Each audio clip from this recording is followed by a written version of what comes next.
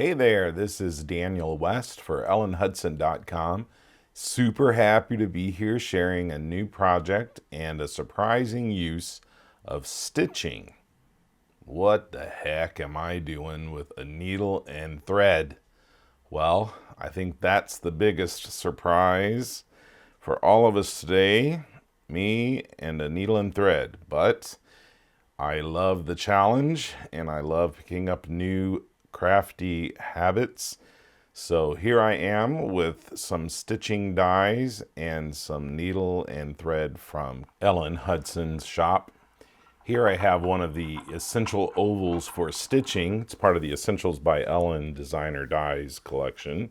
It's the smallest one of all of the nesting ovals in the set. And I've drawn out two lines just to guide me in laying these out in two rows parallel to one another. And then we're going to thread these out into some agave or yucca plants, whatever you want to call them. I just thought and thought and thought, what am I going to do to create a card with stitching on it, since I've never done it before? And on top of that, it had to be something spectacular, of course, since it's my first project.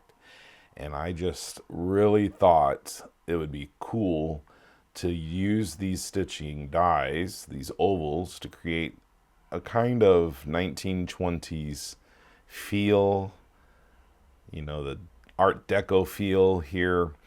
But then once I got into the project, I was like, this really takes me back to my time in Mexico and my first trip to tequila country and the agave that's there. And I just started calling it agave. I don't know what it is, but I really like the design. So I'm going to take out a piece of thread, separate a few of the strands. I'm taking 3 strands, and then threading a needle and taking that thread through this little process. And you'll see it here once. I may show you a few times. And I sped this up so that I don't murder you with my sewing. But after I finished threading it, it looked like agave to me. It looked like those beautiful plants that people make tequila out of. And I think it looks fantastic all together in a row, 2 rows. Look at my cardstock though. When I was die cutting these things out, I got some of the little divots denting the rest of my cardstock. So I'm going to have to fix that in a little bit. And I will, no worries. If you think it's beat up, it is, but we're not going to use it all. We will trim this down and make something beautiful. Don't you mind it. On the back, I'm taping down my extra strands with some double-sided tape, some score tape. And look at the row of agave here. It looks so fun to me. I just love it. But I ran out of thread, and since I don't really thread needles very often, I don't have one of those little eye threaders or whatever they're called. So I just grabbed some liquid adhesive and pressed the ends of my thread down, and then I could thread my needle more easily. One of the things that I needed, though, for my agave was the little flowers that sprout up. Now, I may have confused agave with yucca here. Don't hold me to it. But I pulled out some gold thread. I grabbed this roll from Ellen Hudson's shop as well. And now I'm just going to thread all of these after poking holes for the top of my flower stem. I'm going to thread each of these and then end up with one stem shooting straight up. But then I thought, now let's add a bit of surprise to this and some fun little detail by grabbing some Providence sequins from Catherine Pooler.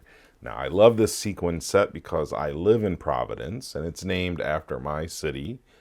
But it's also got this perfect muted toned pink that goes great with this really dark agave leaf thread that I have. Now I've named that incorrectly. You can find this thread in a big collection on ellenhudson.com. But I just thought it would be fun to make flowers out of these sequins, so I threaded 3 on each one of them, then backed my thread into the very top one so that it held in a mini loop all of the sequins together, and then they kind of popped up a little bit on their own from the card. Makes the card shinier and funner. So here I've got a double gold stem with little pink, muted pink flowers at the top. And I'm going to trim off all of that cardstock that was dented by all the little chads that fell out. And then I'm going to add a sentiment on the bottom of my card using one of the word dies from the Block Words by Julie Ebersole, Essentials by Ellen Designer Dies set.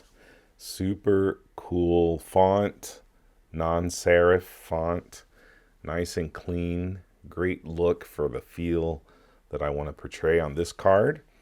So I'm going to grab some really strong double-sided adhesive, pop that on the back of my sewn or stitched mini panel, peel the backing off and pop that on the front of this beautiful pink cardstock from Hero Arts called Peony. Peony cardstock. It matches perfectly with these Providence sequins. So here I've got it glued down. I'm going to press it down into the pink cardstock with my bone folder. And then we're going to add a healthy amount of glue to the back of our peony cardstock and attach it to the front of a die cut panel. I used the A2 Piercing Plate 2 by Ellen Hutson for this, and I trimmed it down just a little bit to make sure all the sides were nice and smooth and even. And then I took that panel I die cut the word hello out of and used it as a guide or a template to lay my freed letters back into the negative space. So just added a very stingy amount of Barely Art glue in there and replaced my letters, and then peeled back my white Post-it tape after a second, but before the glue could set.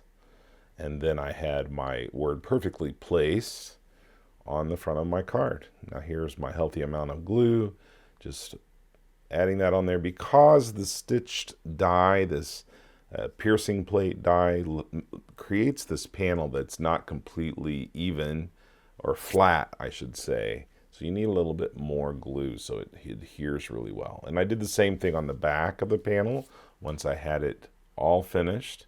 And then I used a long acrylic block from Catherine Pooler to press those down to make sure that I had even pressure all along my card front. And here's the finished product.